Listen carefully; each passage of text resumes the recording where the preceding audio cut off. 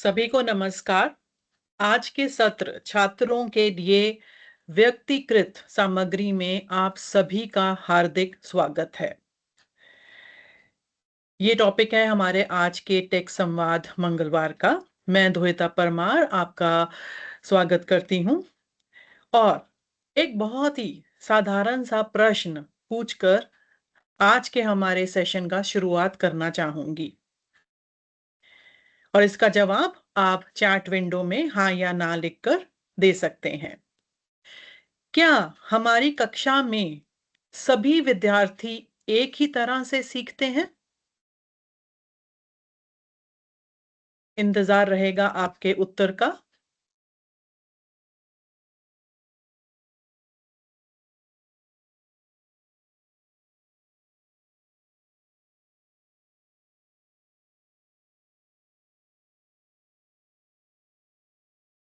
Renu Mehra ma'am नमस्कार। आप लिख रहे हैं नहीं। जी। सम्राट डागोर सर नहीं। दीप्ति अगावने मैम आप कुछ टाइप कर रहे हैं।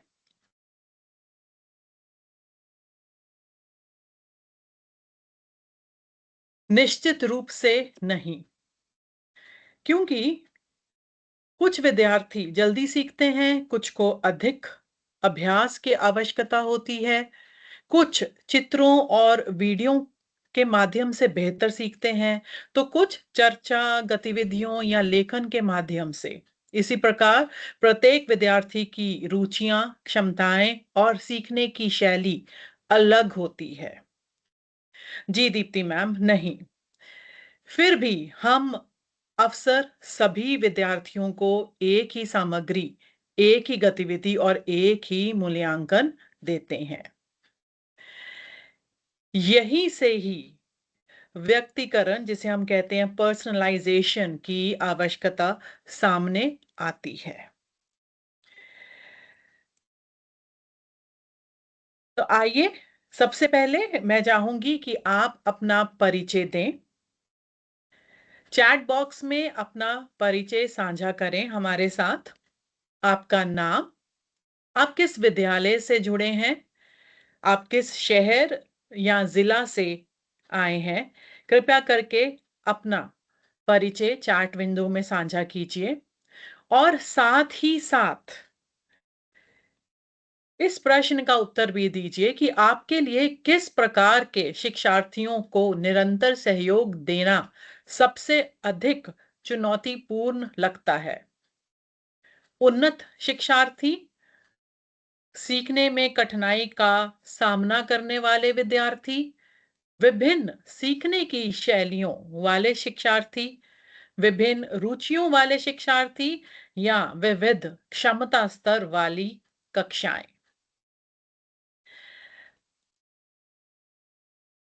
जब आप अपने आप को परिचय दे रहे हैं, साथ ही साथ इस प्रश्न का उत्तर भी दीजिए। ए, बी, सी, डी या ई लिखकर भी दे सकते हैं।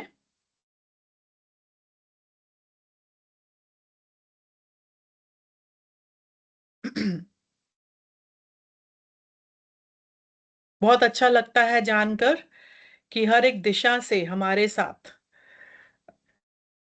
आप सब जुड़ते हैं, कुछ समय निकालकर अपनी जिंदगी से। सम्राट सर आप लिख रहे हैं ई, मतलब आपको मिक्स्ड एबिलिटी क्लासरूम्स, विविध क्षमता स्तर वाली कक्षाएं। जी जरूर, क्योंकि जब हमारी कक्षा में अलग अलग स्तर के विद्यार्थी रहते हैं तो सभी की तरफ ध्यान देना बहुत जरूरी हो जाता है। रेनू मेहरा मैम, स्वागत है आपका। आप हैं कैतान पब्लिक स्कूल से हमारे साथ जुड़े हैं। बहुत बहुत स्वागत है आपका। गुणवंत भाई परमार आप जुड़े हैं वंदना विद्यालय वडोदरा गुजरात से। आपका बहुत बहुत स्वागत है। आप क्लास 9th एंड 10th को पढ़ाते हैं। तो चलिए, जब तक आप सब अपना परिचय दे रहे हैं, मैं आप सबको आज का कार्यसूची बता देती हूँ। रोहित कुमार सर, आप सिकर से जुड़े हैं। वेलकम, स्वागत है आपका।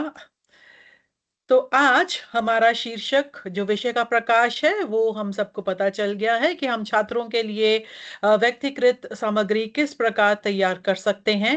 हमारे आज के शिक्षक विशेषक में होंगे डॉक्टर आलोक तिवारी। वह हिंदी के अध्यापक हैं, सीएम श्री स्कूल में, रोहिणी, नई दिल्ली में। समुदाय विशेष में हम आज बात करेंगे। अभी कुछ ही दिन पहले हमारा अजमेर राजस्थान में एआई स्किलिंग प्रोग्राम हुआ था मास्टर फैसिलिटेटर्स के लिए। उसके बारे में आपके साथ साझा करूंगी। और विशेष सुविधा में हम आज टीच मॉड्यूल के बारे में बात करेंगे, और सोशल मीडिया विशेष में हम बात करेंगे कि शिक्षा में एआई के लिए तैयार होने के लिए एक श्रृंखला शुरू हो रही है। उसके बारे में हम बात करेंगे कि आप किस प्रकार से उसमें रजिस्टर कर सकते हैं ताकि आप उसमें भाग ले सकें।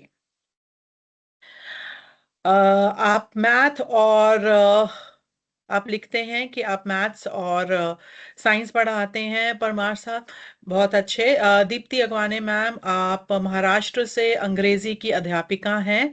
Thank you so much for joining. Renu ma'am, आपने सी एंड ई ऑप्शन चुना है, बहुत बढ़िया।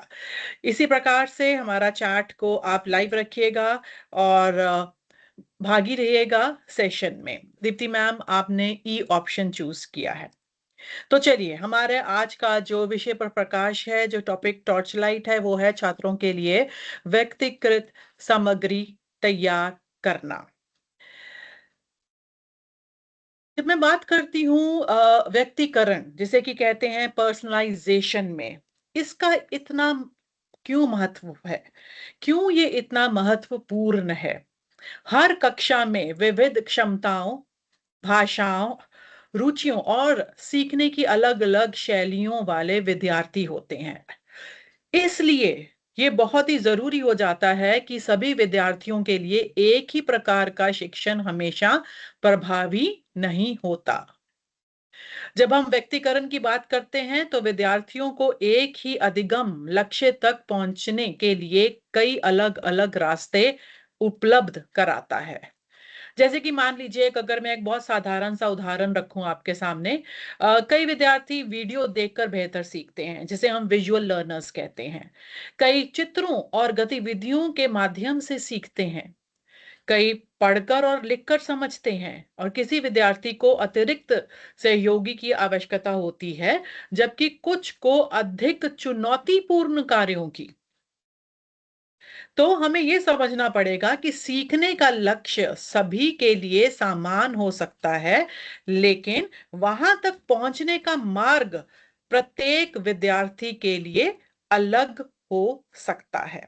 ये बहुत ही साधारण सी बात है, परंतु हमें इस पर ध्यान देना पड़ेगा। विविध शिक्षार्थियों को समझना। तो ये 3 प्रकार के विद्यार्थी हमारी कक्षा में रहते हैं। शैक्षणिक विविधता, जबकि अधिगम स्तरों में अंतर, सीखने की प्राथमिकताएं, सीखने की शैलियां या रुचियों में विविधता। एक ही कक्षा में कुछ विद्यार्थी अपेक्षित स्तर से आगे हो सकते हैं, कुछ विद्यार्थी कक्षा स्तर के अनुरूप सीख रहे होते हैं, और कुछ विद्यार्थियों को अतिरिक्त सहयोग और अभ्यास की आवश्यकता होती है। और मेरी इस बात से मुझे लगता है कि आप सभी सहमत होंगे। तो एक ही कक्षा में सभी विद्यार्थियों का शैक्षणिक स्तर समान नहीं होता, इसलिए शिक्षण को उनकी आवश्यकताओं के अनुसार अनुकूलित करना बहुत जरूरी रहता है। हर विद्यार्थी एक ही तरीके से नहीं सीखता। जैसे कि मैंने पहले कहा कि कुछ विद्यार्थी चित्रों, वीडियो और आरेखों से बेहतर सीखते हैं, कुछ विद्यार्थी सुनकर बेहतर समझते हैं, ऑडियो लर्नर्स। कुछ विद्यार्थी पढ़कर और लिखकर सीखते हैं, कुछ विद्यार्थी गतिविधियों और अनुभवों के माध्यम से बेहतर सीखते हैं।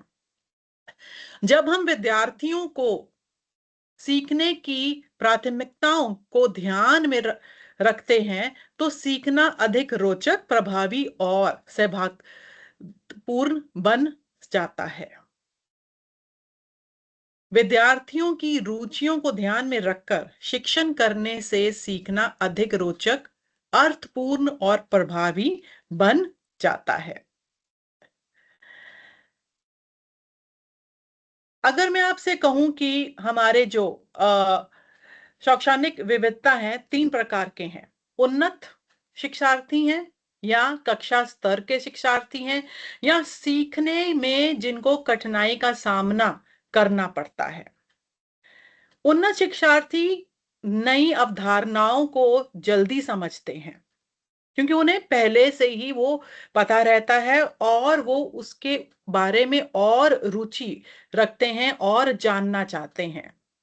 विभिन्न विषयों को आपस में जोड़कर देखते हैं और अधिक चुनौतीपूर्ण कार्यों में रुचि दिखाते हैं।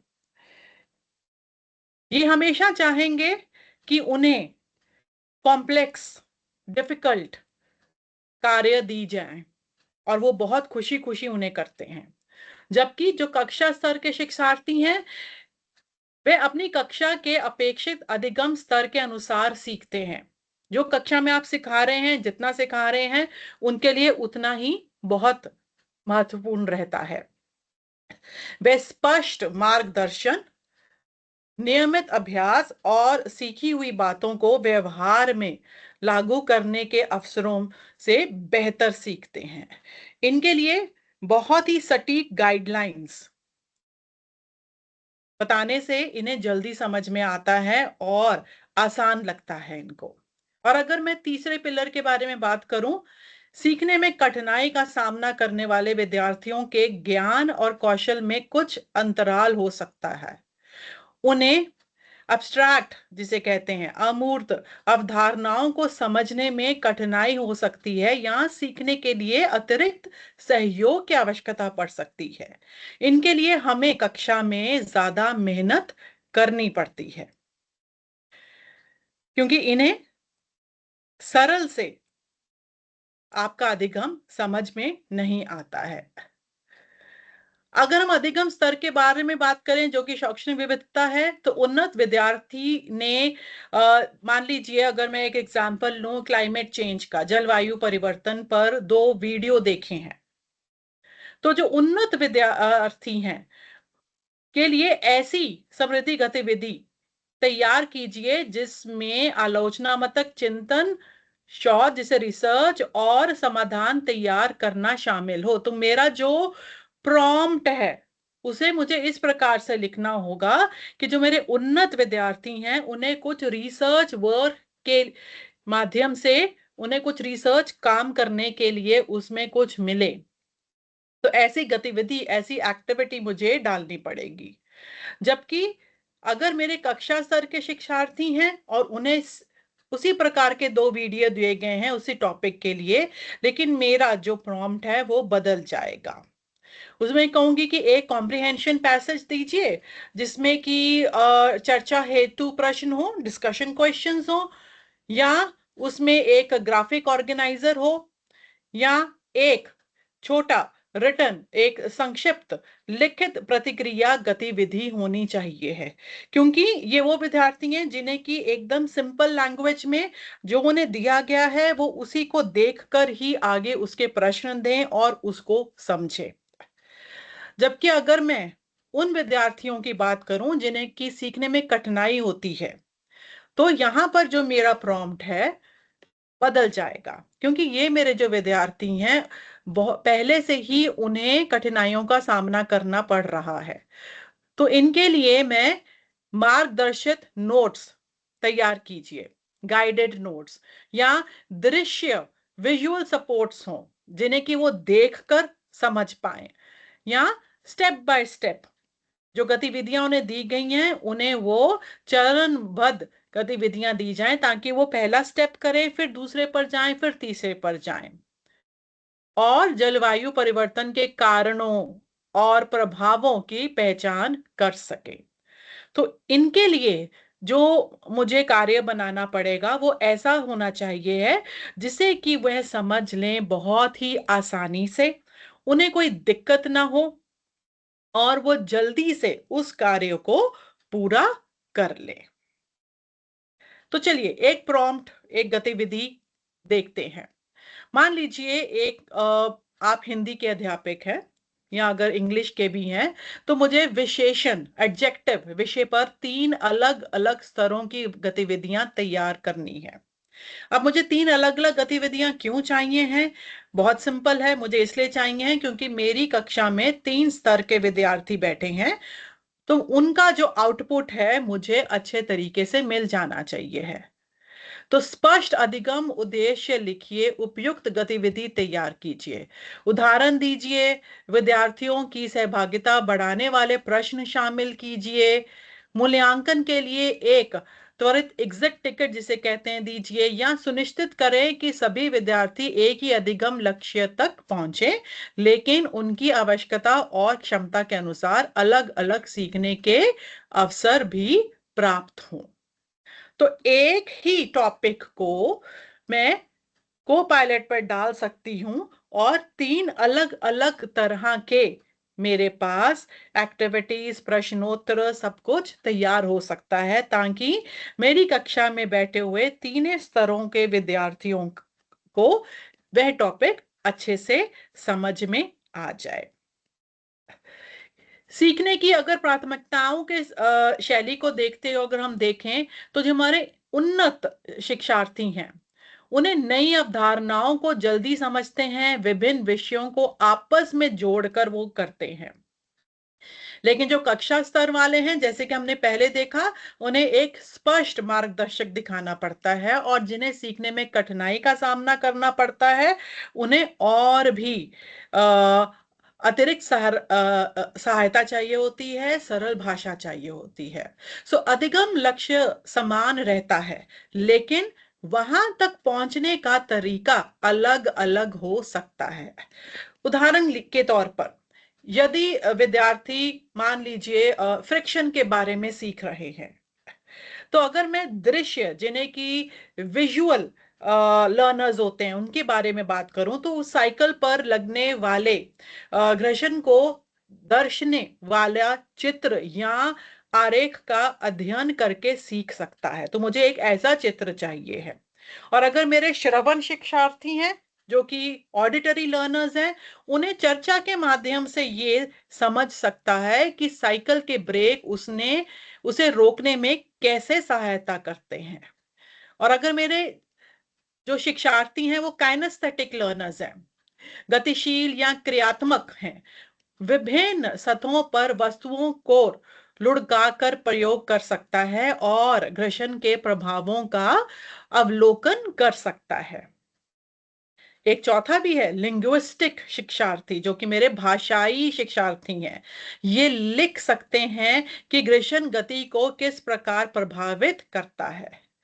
इन सभी विद्यार्थियों का विज्ञान का विषय एक ही है, लेकिन सीखने का तरीका उनकी सीखने की शैली के अनुसार अलग है।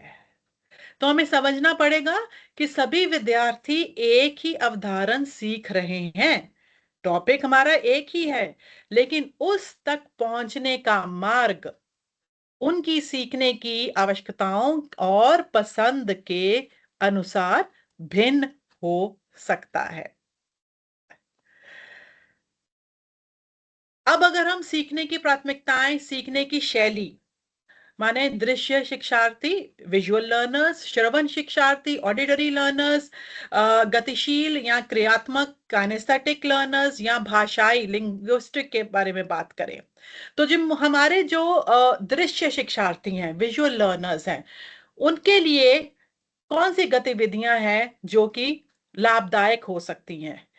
ऐसे विद्यार्थियों के लिए हमें चित्र और आरेख देखकर सीखना, वीडियो और प्रस्तुतियों के माध्यम से समझना, माइंड मैप और फ्लो चार्ट का उपयोग करना, या अगर मैं कहूं विभिन्न रंगों और प्रतीकों और दृश्य संकेतों की सहायता से जानकारी याद रखना सरल रहता है उनके लिए, क्योंकि वो उसको देख सकते हैं, जिसके कारण कि उन्हें जल्दी से समझ में आ जाता है। वहीं पर अगर मैं अपने श्रवण शिक्षार्थी जो कि ऑडिटरी लर्नर्स है, उनके बारे में बात करूं, तो उनके लिए सुनना, समूह चर्चा में भाग लेना, ग्रुप डिस्कशंस जिसे हम कहते हैं, वाद विवाद और संवाद गतिविधियां, कहानी सुनकर सीखना या अपने विचारों को बोलकर व्यक्त करना लाभदायक रहता है। गतिशील या क्रियात्मक शिक्षार्थी जो कि हमारे काइनेस्थेटिक लर्नर्स है, इन्हें कुछ ना कुछ करना रहता है। प्रयोग और अन्वेषण गतिविधियां इनके लिए फायदेमंद रहती हैं, लाभदायक रहती हैं। जैसे कि भूमिका अभिनय, रोल प्ले जिसे हम कहते हैं, मॉडल बनाना, खेल आधारित अधिगम या हाथों से किए जाने वाले कार्य, हैंड्स ऑन एक्टिविटीज। और अगर बात करें भाषाई शिक्षार्थी जो कि हमारे लिंग्विस्टिक लर्नर्स है, कहानियों और लेख पढ़ना इनके लिए, नोट्स बनाना और लिखना, चर्चा और संवाद में भाग लेना, डायरी या जर्नल लिखना, प्रश्नों के लिखित उत्तर देना, रचनात्मक लेखन करना, ये सब इनके लिए लाभदायक रहते हैं। तो जब हम अपने सभी स्तर वाले विद्यार्थियों के लिए इस प्रकार की गतिविधियां तैयार करते हैं, तो वाकई में उनका दिल आपकी कक्षा में लगता है और उनका जो आउटपुट रिजल्ट है वो बहुत ही अच्छा रहता है। सीखने की प्राथमिकताएं अगर रखें, अगर मैं एग्जांपल शेयर करूं कि एक अधिगम डिजाइनर, लर्निंग डिजाइनर की भूमिका अगर आप निभाते हैं, मेरी कक्षा 8वीं है जिसके विद्यार्थी फोर्सेस के बारे में बात कर रहे हैं, तो मुझे अपने जो दृश्य शिक्षार्थी हैं, श्रवण शिक्षार्थी हैं या गतिशील शिक्षार्थी हैं, भाषाई शिक्षार्थी हैं, इन सब के लिए जो अधिगम है इसके अकॉर्डिंग तैयार करना पड़ेगा। तो चलिए मैं अपनी स्क्रीन दोबारा शेयर करती हूं और ये जो प्रॉम्प्ट है मैं आप सबके लिए चैट विंडो में भी साझा करती हूं। आप अपने स्तर पर को पायलट पर जाइए और इसे टाइप कर कर इसका जो रिजल्ट है वो हमारे साथ चैट विंडो में शेयर कीजिए। और ये मैं चैट में डाल रही हूं, आप यहां से इसको कॉपी पेस्ट कर सकते हैं। मुझे 1 सेकेंड का टाइम दीजिए बस। या आप कोई भी टॉपिक ले सकते हैं जिस कक्षा को आप पढ़ाते हैं, कोई भी आप ले सकते हैं, परंतु हमारे जो चारों स्तर के शिक्षार्थी हैं उनके लिए आपको ये तैयार करना है। तो ये मैं अपना स्क्रीन दोबारा शेयर कर रही हूं आप सबके साथ। मैं हूं यहाँ पे कोपायलट चैट पर और मैं ये माइक का ऑप्शन दे रही हूं।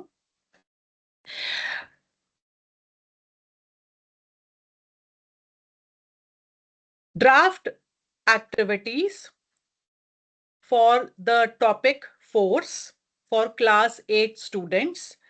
The activities should cater to the needs of audio learners, visual learners, kinesthetic learners, linguistic learners, और आप इसको हिंदी में बनाइएगा। So let's see.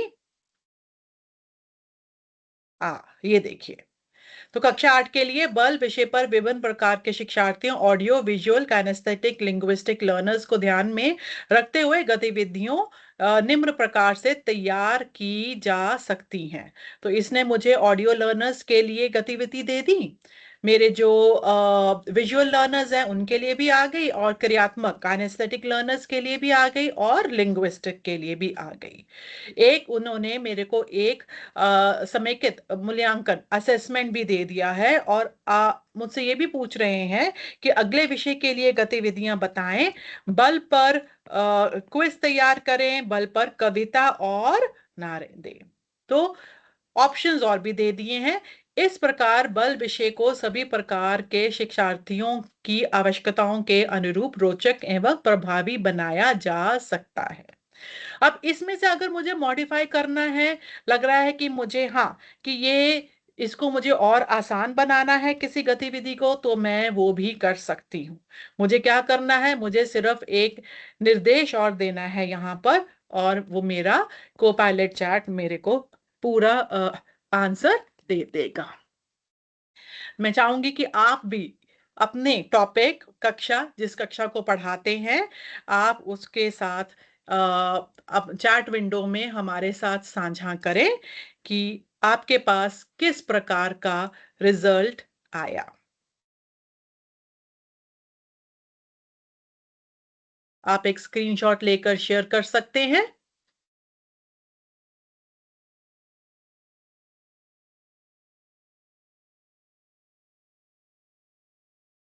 कोई भी टॉपिक ले लीजिए, आप मैथ्स पढ़ाते हैं, साइंस पढ़ाते हैं, इंग्लिश पढ़ाते हैं, जो भी सब्जेक्ट आप पढ़ाते हैं, आप उसके साथ चैट विंडो में कृपया जरूर साझा कीजिए।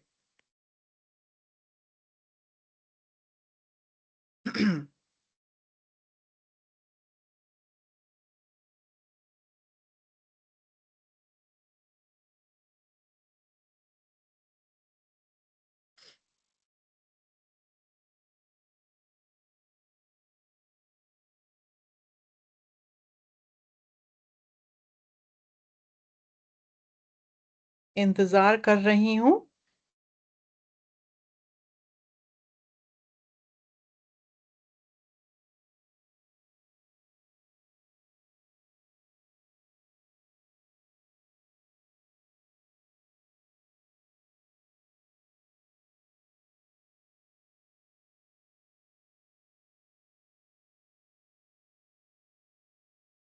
चलिए, जब तक आप अपना उत्तर साझा कर रहे हैं, ये एक और है प्रॉम्प्ट, मैं इसे भी छोड़ रही हूं। या फोर्सेस वाला है, creativity, collaboration, research, technology use के माध्यम से भी आप कर सकते हैं। लेकिन हमें यहाँ पर एक और बात समझने की जरूरत है, और वो है कि मानव की सक्रिय भूमिका क्या है, जिसे हम कहते हैं ह्यूमन इन द लूप। इसका ये अर्थ है कि पूरी प्रक्रिया में एआई हमारी सहायता करता है, लेकिन अंतिम निर्णय और जो विशेष बात है, अनुभव का उपयोग मानव ही करता है। कोपायलट विचार, संसाधन और सुझाव दे सकता है, लेकिन शिक्षक यह तय करता है कि विद्यार्थियों के लिए क्या सबसे उपयुक्त है। शिक्षक ही सामग्री का मूल्यांकन, संशोधन और अनुमोदन करता है। शिक्षा के क्षेत्र में यह विशेष रूप से महत्वपूर्ण है, क्योंकि शिक्षक अपने विद्यार्थियों की आवश्यकताओं, कक्षा के संदर्भ, पाठ्यक्रम के उद्देश्य और अधिगम परिणामों को किसी भी एआई टूल से बेहतर समझते हैं।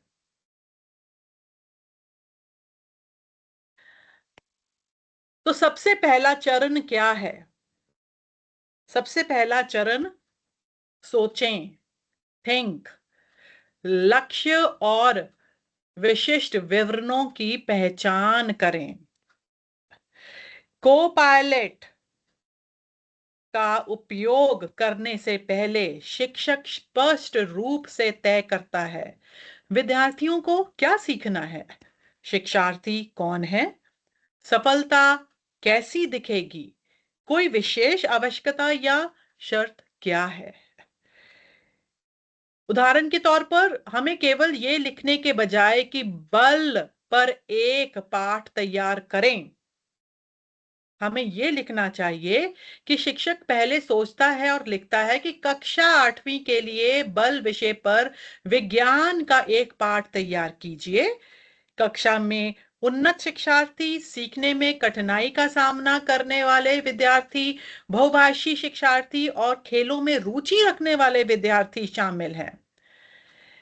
इसमें गतिविधि आधारित शिक्षण और प्रारूपिक मूल्यांकन शामिल हो। तो प्राप्त उत्तर की गुणवत्ता प्रॉम्प्ट के पीछे की सोच गुणवत्ता पर निर्भर करती है। रेणु मैम, धन्यवाद आपका उत्तर हमारे साथ साझा करने के लिए। दूसरा चरण है अन्वेषण करें, एक्सप्लोर। को पायलट की सहायता से उत्तर तैयार करें। जब लक्ष्य स्पष्ट हो जाता है तब को पायलट एक विचार सहयोगी, थिंकिंग पार्टनर, क्रिएटिव पार्टनर और डिजाइन सहयोगी बन जाता है। शिक्षक को पायलट से कह सकते हैं, पाठ योजना तैयार करें, योजनाएं तैयार करें, विभेदित गतिविधियां बनाएं, मूल्यांकन प्रश्न तैयार करें, परियोजनाएं डिजाइन करें, पाठ को सरल बनाएं, मूल्यांकन रूपरेखा तैयार करें और चॉइस बोर्ड बनाएं।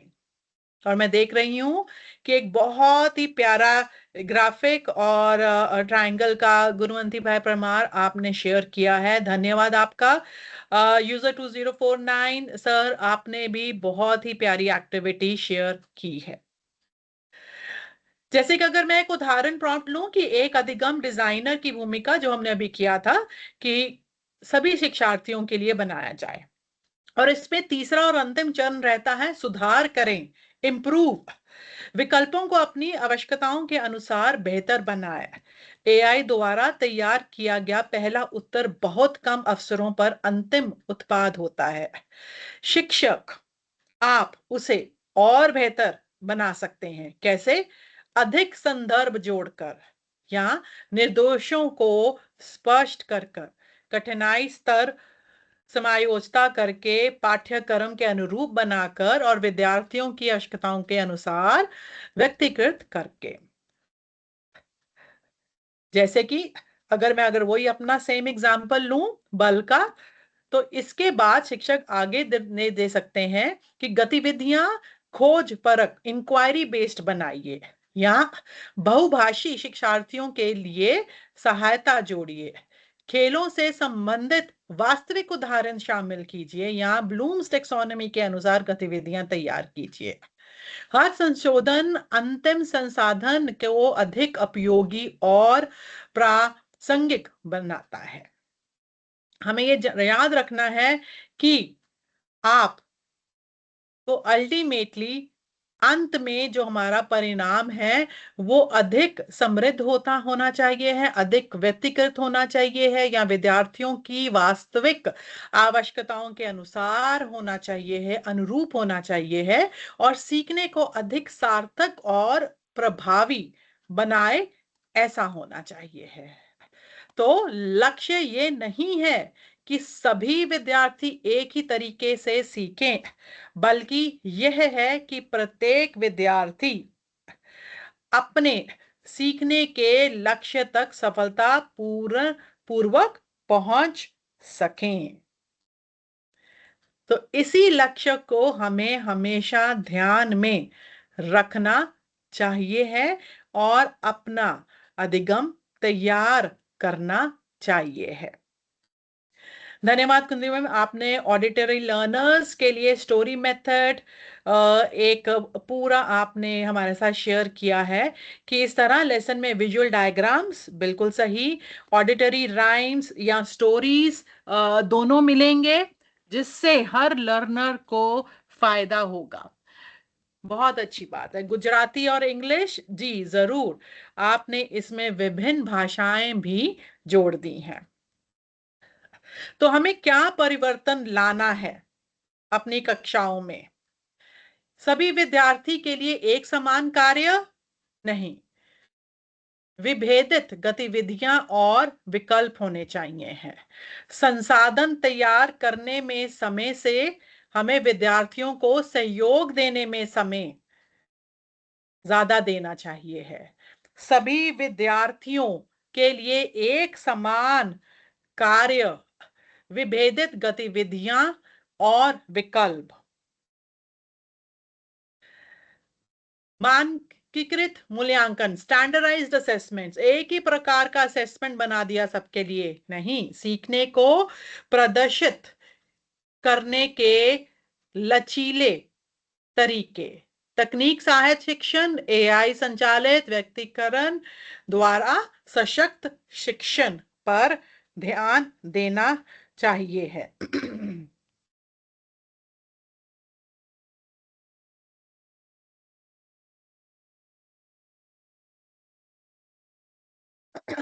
चाहिए। तो हमें इन सब बातों पर ध्यान देना पड़ेगा और इस पर हमारा शिफ्ट, जिसे कहते हैं, परिवर्तन लाना पड़ेगा। आइए इस पर विचार करते हैं। चैट बॉक्स में निम्नलिखित में से कोई की एक बात साझा करें। आज की ऐसी कौन सी बात है जो आपके मन में रह गई? पहला। और दूसरा, गतिविधि को उपयोग करने से पहले आप उसमें कौन सा एक बदलाव करना चाहेंगे? तो अभी आप सबने कुछ कुछ गतिविधियां चैट बॉक्स में साझा की हैं। अगर आपको लगता है कि इनमें से आप कोई एक बदलाव करना चाहेंगे या लाना चाहेंगे, कृपया चैट बॉक्स में साझा कीजिए।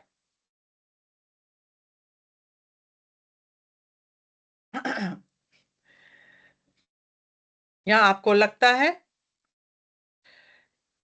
कि आज के बाद अगर हम इन सब को देखें, जो हम परिवर्तन हमें लाना चाहिए है, इसे देखें, इसमें से आप किस पर, ए बी सी डी या ई, कोई एक स्तर में आप परिवर्तन लाना चाहेंगे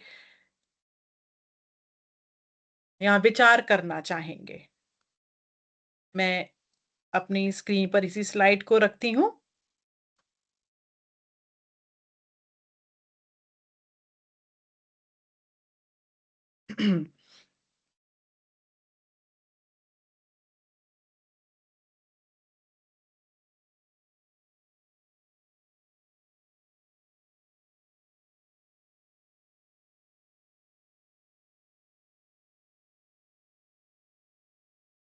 जी, कुछ उत्तर आए हैं।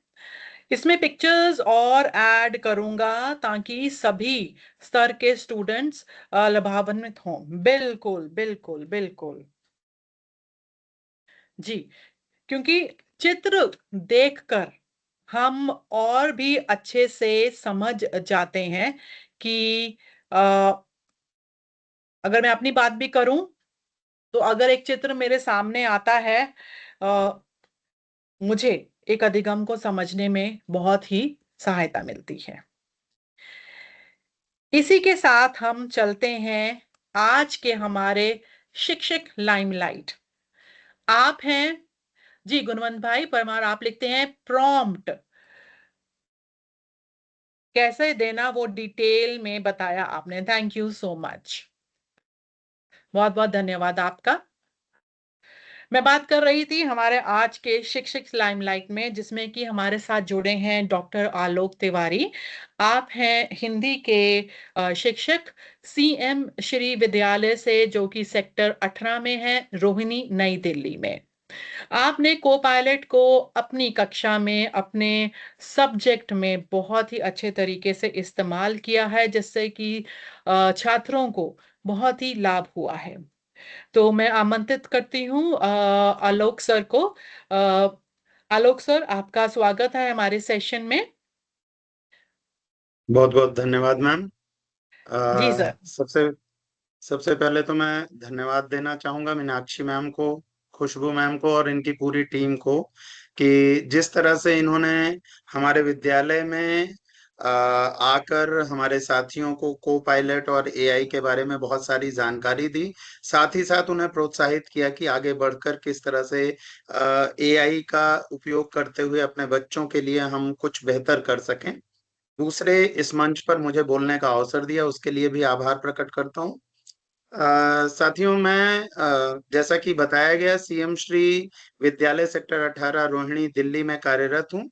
हमारा स्कूल एक गवर्नमेंट स्कूल है और हमारे स्कूल में पिछले साल पिछले साल तक हमारा स्कूल स्टेम का स्कूल हुआ करता था, साइंस टेक्नोलॉजी से संबंधित स्कूल था।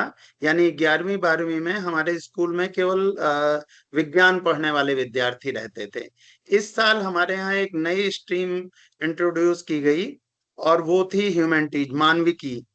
तो मानविकी के जो विद्यार्थी हमारे यहाँ आए, उनके लिए सरकारी स्कूलों में जैसे होता भी है अक्सर कि तुरंत शिक्षक उपलब्ध नहीं हो पाते।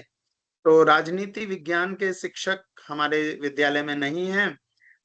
मुझे, क्योंकि मैंने अपने उच्च शिक्षा में, विश्वविद्यालयी शिक्षा में मैंने राजनीति विज्ञान पढ़ा हुआ है, तो हमारी प्रधानाचार्य मैम ने मुझसे कहा कि आप अगर पढ़ा पाए तो। अब मेरे लिए संकट ये था कि मैंने अपने स्तर पर तो राजनीति विज्ञान पढ़ा है, लेकिन राजनीति विज्ञान मैंने कभी पढ़ाया नहीं। 20 साल से मैं हिंदी पढ़ा रहा हूँ, 20 साल से ज्यादा हो गया। तो मुझे ये सोचना था कि इसको कैसे पढ़ाया जाए। तो जैसा कि मैं ट्रेनिंग कर ही रहा था, तो मुझे याद आया कि एआई और को पायलट के पास इसका हल है। तो मैंने को पायलट को, उससे पहले भी मैंने हिंदी को लेकर बहुत सारी लेसन प्लान्स, एक्टिविटीज वगैरह डिजाइन की थी को पायलट के साथ में। तो मैंने पहली बार राजनीति विज्ञान के बारे में अपनी पूरी बात को पायलट पे टाइप की। मैंने लिखा कि मुझे जो है राजनीति विज्ञान पढ़ाना है और मैं हिंदी का शिक्षक रहा हूँ। को पायलट ने उसको अप्रिशिएट किया और साथ में मुझे पूरा लेसन प्लान बनाकर दिया कि किस तरह से मुझे पढ़ाना है।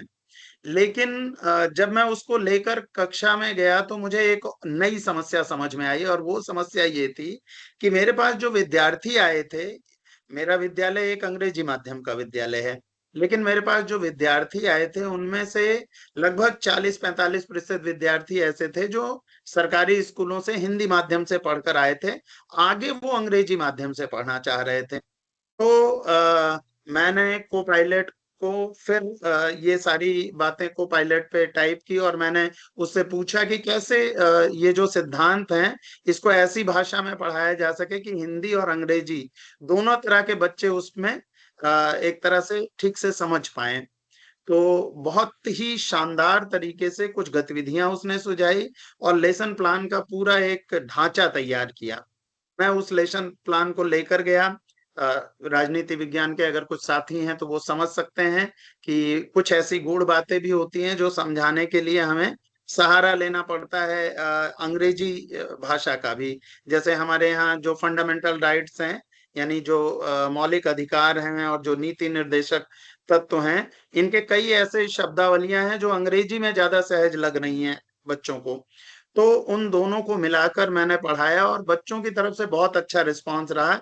एक चीज जो हिंदी और अंग्रेजी के बीच में पुल बना रही थी वो एक गतिविधि थी, थिंक पेयर शेयर वाली गतिविधि, जिसमें बच्चों के मैंने इस तरह के समूह बनाए जहां पर बच्चों को अलग अलग फंडामेंटल राइट्स पर उन्हें विचार करने के लिए कहा गया। और इन समूहों में कुछ बच्चे अंग्रेजी माध्यम के थे, कुछ हिंदी माध्यम के थे। तो हुआ ये कि अंग्रेजी के बच्चों को हिंदी के जो पारिभाषिक शब्दावली है और हिंदी वाले बच्चों को अंग्रेजी जो एक तरह से शब्दावली है उससे उन्हें परिचय हुआ। साथ ही मैं साथियों, हमारे यहाँ दिल्ली एससीईआरटी में कई बार हमारे यहाँ जो टीचर ट्रेनिंग कार्यक्रम होता है उसमें भी मैं एज एक्सपर्ट जाता हूँ। तो इस बार मैंने उसके लिए भी सहारा लिया को पायलट का। और मैंने को पायलट को एक सिंपल तरीके से बताया कि मैं ऐसे ऐसे एज एक्सपर्ट जाता हूँ, और इस बार मुझे सरोज स्मृति कविता वहाँ शिक्षकों के बीच में साझा करनी है। और मेरी जो मूल समस्या है वो ये है कि शिक्षकों में पाठ को और उसके अर्थ को लेकर तो एक समझ रहती है, लेकिन पाठ में जो प्रतीकार्थ आ रहे हैं, जैसे सरोज केवल पुत्री नहीं है बल्कि आशा, वात्सल्य और जीवन सौंदर्य का भी प्रतीक है। पुष्प केवल फूल नहीं है बल्कि क्षणभंगुर जीवन का भी प्रतीक है। ऐसे ही अंधेरा जो है वो निराशा और शोक का भी प्रतीक है। तो इसको कैसे समझाया जाए, इसके लिए बड़ा ही सुंदर गतिविधि इसने सुझाई, मैंने इसमें साझा भी किया है। वो है प्रतीक मानचित्र, कि प्रतीक का मानचित्र बनाकर किस तरह से उसे शिक्षकों के बीच में चर्चा की जाए और शिक्षकों को प्रेरित किया जाए कि वो भी अपनी कक्षा में लेकर जाएं। तो बहुत ही शानदार गतिविधि ये रही। एक और बात का मैं जिक्र करना चाहूंगा। राजनीति विज्ञान ही पढ़ाते समय एक पीपीटी बनाने की कोशिश मैं कर रहा था, और पीपीटी बनाते समय क्या हो रहा था कि या तो पीपीटी बहुत बड़ी हो जा रही थी, और या पीपीटी में सारी बातें नहीं आ पा रही थी।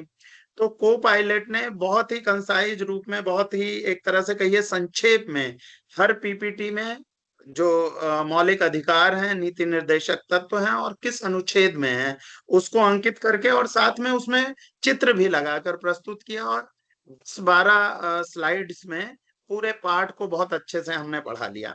एक और बात मैं यहाँ जिक्र करना चाहूंगा, उसके बाद मैं अपनी बात खत्म करूंगा। हम लोग जानते हैं कि पीछे प्रेमचंद जयंती थी 31 जुलाई को। तो प्रेमचंद जयंती हमारे यहाँ हम लोग मना रहे थे, और उसमें हमने ये तय किया था कि प्रेमचंद जयंती के लिए एक पोस्टर तैयार करना था मुझे। प्रेमचंद का एक बड़ा प्रसिद्ध वाक्य है, मुझे बहुत पसंद है, और स्लाइड में सामने दिख भी रहा है कि लिखते तो वह लोग हैं जिनके अंदर कुछ दर्द है, अनुराग है, लगन है, विचार है। जिन्होंने धन, भोग विलास को जीवन का लक्ष्य बना लिया, वह क्या लिखेंगे। अब इस प्रेमचंद के इस कथन को मैंने चैट जीपीटी को दिया, और मैंने अपना उद्देश्य बताया कि बच्चों के लिए हम लोग प्रेमचंद जयंती मना रहे हैं, और एक पोस्टर तैयार करना है ताकि बच्चे प्रेरित हो सकें लिखने के लिए। और आप विश्वास नहीं करेंगे, इस कथन को और प्रेमचंद की तस्वीर के साथ ही साथ उसने दो और बड़ी चीज की जो मेरे लिए बहुत शानदार रही, और मुझे लगा कि शायद प्रेमचंद ने जब ये कहा था तो वो कहना यही चाह रहे थे। और वो बात ये थी कि साहित्य जो समाज का दर्पण है और संवेदना से परिवर्तन लाता है। यानी हम सभी जानते हैं साहित्य समाज का दर्पण है, हमने लाखों बार कहा है, लेकिन वो परिवर्तन कैसे लाता है, वो संवेदना से परिवर्तन लाता है। साहित्य और संवेदना का जो बारीक संबंध है, उस संबंध को बहुत अच्छे से इसी पोस्टर में इसने स्पष्ट किया।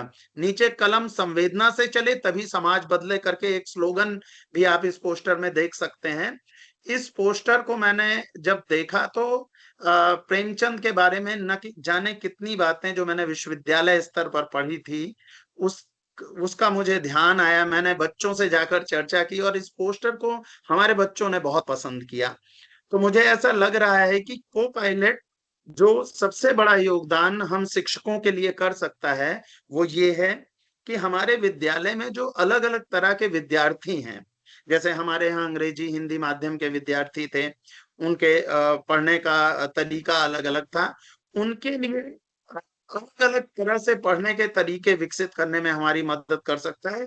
बस क्या है कि शिक्षक को अगर अपने विषय की समझ स्पष्ट है, और उसे ये समझ स्पष्ट है कि वो किसके लिए इस पाठ्यक्रम को तैयार कर रहा है, इस एक तरह से पाठ्य योजना को तैयार कर रहा है, तो को पायलट बहुत सहायता कर देता है इन दोनों कड़ियों को जोड़ने में। हम अगर अपने विद्यार्थी को समझ पा रहे हैं और अपने पाठ्यक्रम को समझ पा रहे हैं, तो को पायलट बहुत सारे ऐसे नए सुझाव देता है, क्योंकि को पायलट की मेमोरी जो है वो पूरे वैश्विक स्तर पर है। तो वो ये समझाने में कई सारी ऐसी गतिविधियां हमें सुझा देता है, जिससे हम बहुत आसानी से, बहुत रोचक ढंग से और सभी विद्यार्थियों को जोड़ते हुए उनको सिखा सकते हैं। तो मुझे व्यक्तिगत रूप से बहुत लाभ हुआ है, और मैं तहे दिल से आभार व्यक्त करना चाहूंगा मीनाक्षी मैम, खुशबू मैम और उनकी टीम का, कि को पायलट से उन्होंने हमको जोड़ा और इसका प्रशिक्षण भी प्राप्त करने के लिए हमें प्रोत्साहित किया। धन्यवाद, बहुत बहुत आभार।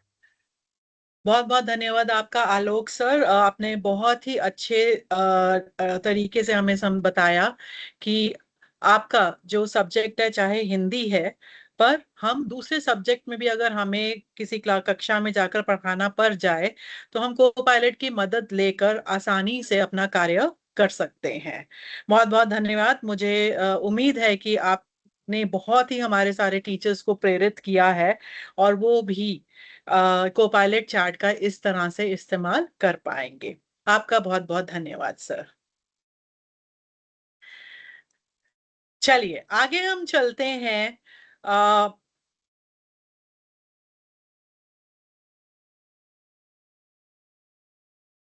आज की समुदाय विशेषज्ञ विशेष पर, जो कि हमारा है एआई स्किल्स एम्पावरमेंट एमएफ सत्र का अजमेर में राजस्थान में 2 दिवस का ये सेशन था, 6 अगस्त और 7 अगस्त तारीख के लिए, जहां पर कि कुल प्रतिभागी 62 थे और जो जिले आए थे हमारे पास वो 10 जिलों से ये सारे एमएफ्स मास्टर फैसिलिटेटर्स आए थे। और सेशन के दौरान में इनका जो एंथुजियाज्म और जो जिज्ञासा दिखने को मुझे मिली, मैं उसके बारे में मेरे पास वर्ड्स नहीं है कि मैं आपको ये बता पाऊं। अलग अलग सब्जेक्ट एरिया से सब आए थे, science, biology, physics, government school के टीचर्स थे ये सारे, अंग्रेजी, हिंदी और यहां तक कि एडमिन से भी जुड़े हुए थे। और बहुत ही अच्छे तरीके से इन्होंने मोबाइल पर ही विभिन्न प्रकार के प्रॉम्प्ट्स तैयार किए, उन्हें मॉडिफाई किया और समझना चाहा कि जब मैं उसमें थोड़ा सा बदलाव करता हूं या करती हूं, किस प्रकार से मेरा जो आउटपुट है, जो उत्तर आता है, वो मेरे कक्षा के विद्यार्थियों के अनुरूप तैयार हो जाता है, समय बचाता है। आइए, ऐसे एक हमारे शिक्षक हैं प्रदीप व्यास सर, जो कि हिंदी के शिक्षक हैं कोटा राजस्थान से। इन्हें सुनते हैं कि ये क्या कहना चाहते हैं।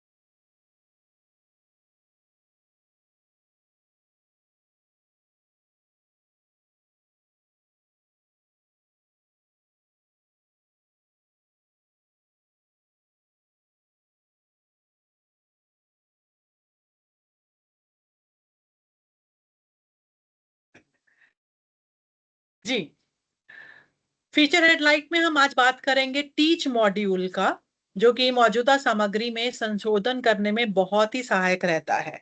लेकिन मैं यहाँ पे एक बात कहना चाहूंगी कि जो टीच मॉड्यूल है, ये अभी सिर्फ लैपटॉप या डेस्कटॉप पर अगर आप काम कर रहे हैं ही अवेलेबल है।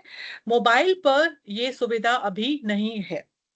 तो जब आप कोपायलट पर जाते हैं, लैपटॉप या डेस्कटॉप पर साइन इन करते हैं, आपको वहां पर टीच मॉड्यूल दिखाई देता है, जिससे कि आप करिकुलम प्लानिंग, अपना जो ऑलरेडी बने हुए लेसन प्लान है, जो ऑलरेडी कंटेंट आपके पास रखा हुआ है, उसको आप मॉडिफाई कर सकते हैं।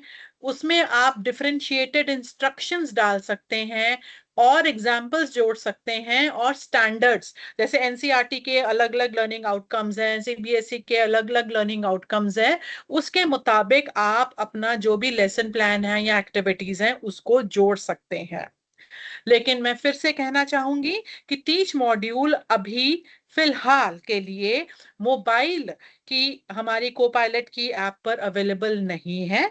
ये हम आप इसका इस्तेमाल कर सकते हैं जब आप लैपटॉप पर कोपायलट पर लॉगिन करते हैं, या अगर आप डेस्कटॉप पर हैं तो आप इसका इस्तेमाल कर सकते हैं। सोशल स्पॉटलाइट में आज मैं साझा करना चाहूंगी कि आईटी प्रशासकों के लिए एक विशेष वेबिनार सेशन रखा जा रहा है। इसका आमंत्रण है Microsoft 365, share point, teams, power platform, Viva या डिजिटल परिवर्तन या को पायलट और एआई के लिए। ये हो रहा है बुधवार, माने कि कल 19 तारीख को 8 बजे रात को पैसिफिक टाइम, और आप इसके लिए रजिस्टर कर सकते हैं। मैं इसका रजिस्ट्रेशन लिंक आपके लिए साझा कर रही हूँ चैट विंडो पर। आप इसे क्लिक कर कर रजिस्टर कर सकते हैं और ये सेशन अटेंड कर सकते हैं। ये एक वेबिनार है, 1 घंटे का वेबिनार है, जो कि आप अटेंड कर सकते हैं। साथ ही साथ हमारा K12 PD पोर्टफोलियो है।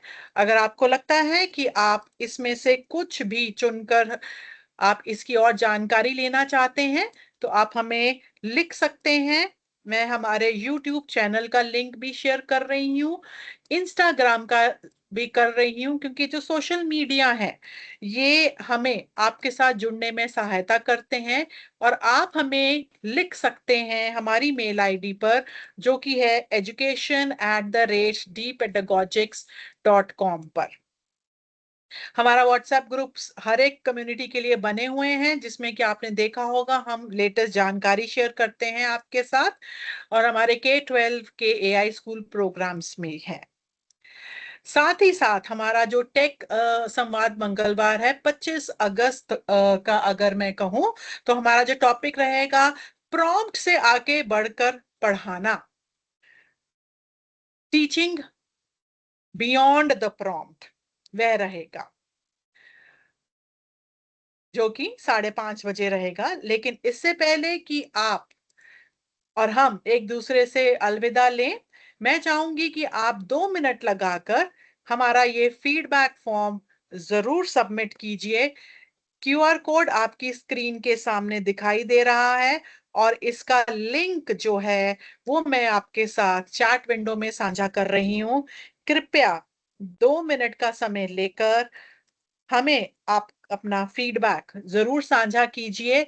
ये हमारे लिए बहुत जरूरी रहता है, ताकि हम अपने आप को और बेहतर बना पाए, या आपकी कोई और जरूरत है या कुछ और आप सीखना चाहते हैं, हम उसके अनुरूप आपको उसके बारे में बता पाए।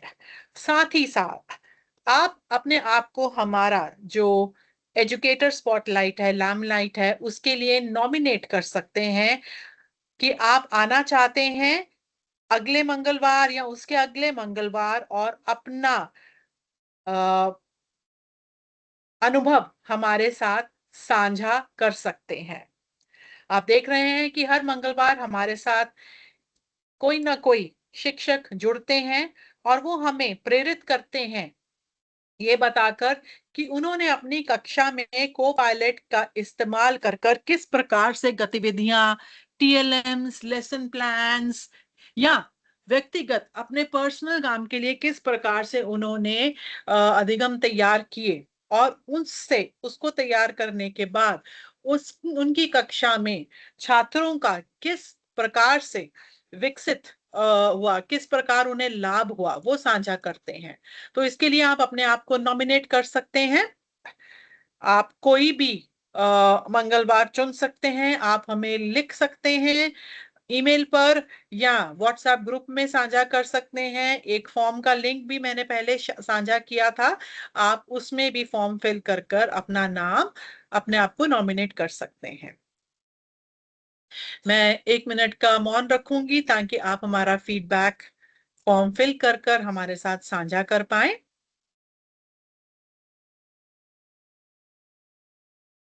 मैं क्यूआर कोड भी चैट विंडो में साझा कर देती हूँ, लिंक तो दे ही दिया है।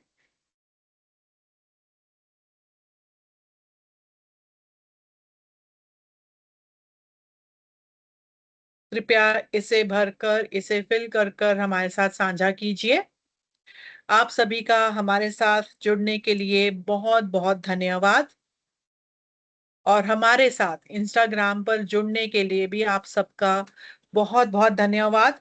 वहां पर भी हम कोई ना कोई नई एक्टिविटी या गतिविधि आपके साथ शेयर करते रहते हैं। धन्यवाद Brijesh sir, thank you so much for joining. मिलते हैं अगले मंगलवार, वही समय, शाम का 5:30। जुड़ने का लिंक भी वही है, सेम रहेगा, परंतु टॉपिक बदल जाएगा। और जो हमारा अगला टॉपिक है वो है प्रॉम्प्ट से आगे बढ़कर पढ़ाना। हम सब प्रॉम्प्ट लिख रहे हैं, उसकी सहायता से पढ़ा भी रहे हैं, लेकिन उसके आगे और क्या किया जा सकता है, ये रहेगा हमारा अंतिम मंगलवार अगस्त के महीने का topic. Thank you so much sir. Anu ma'am inter school कैरिया अंबाकर सुल्तानगंज भागलपुर से आप ज्वाइन किए हैं। बहुत बहुत धन्यवाद आपका।